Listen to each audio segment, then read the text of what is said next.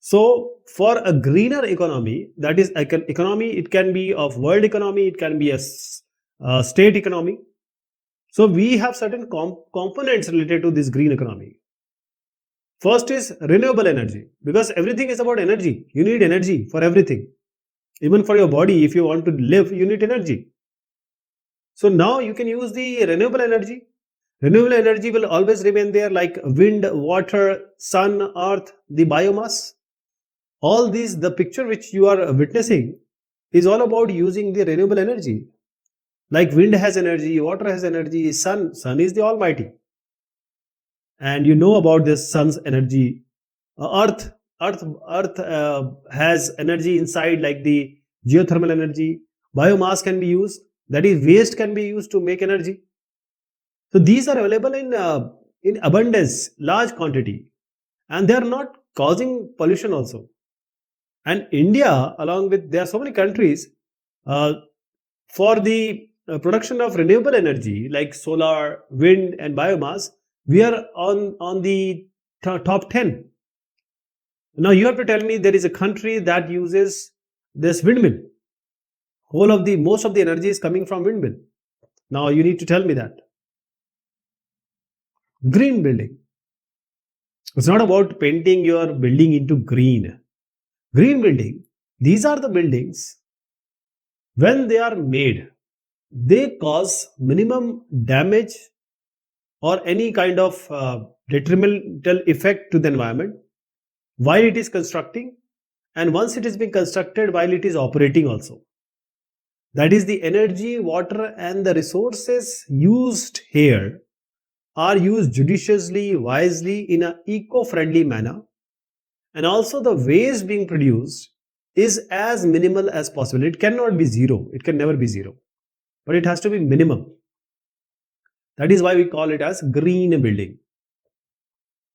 Because one building, even if you tend to decrease all these by energy conservation for say 10%, and the waste, everything will change in the world. Now coming to the transport, well managed sustainable transport. For example, you see everyone now, we have, how many people are there in your house? Everyone will have a bike or a car. Means we have to go, we have to take transport. So we have to, mostly people, they have their own transport. Now the problem is it is affecting the environment. A sustainable transport system has to be developed, which has to be low cost because everyone can afford it, and people can move from one place to another. For example, electric cars are there, and it causes less effect. For example, if you take a car, it goes only to 10 to 20 kilometer per charging. You will not be in a mood to take it. So it has to be, good also, and it must create minimum damage to the environment, or no damage to the environment. Water management. Without water, without air, you cannot live.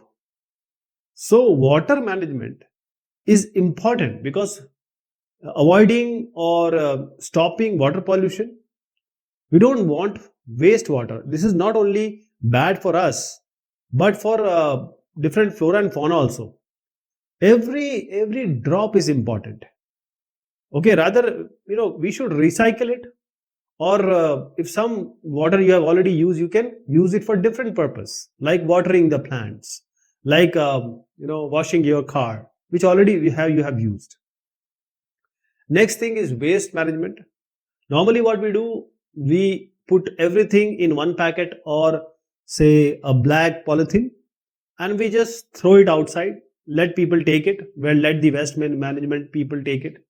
But it has the glasses also, you have dry waste also, you have wet waste also. So whatever waste you are producing, it goes ultimately to some land, water, or air, and it is creating a pollution. So what you have to do, dry waste and wet waste, you have to first of all differentiate. And there are 3 R's: reduce, reuse, and recycle. This is the management. This is the waste management. This is not for the Nagar Nigam or the waste management authority. This is for you. You have to do it.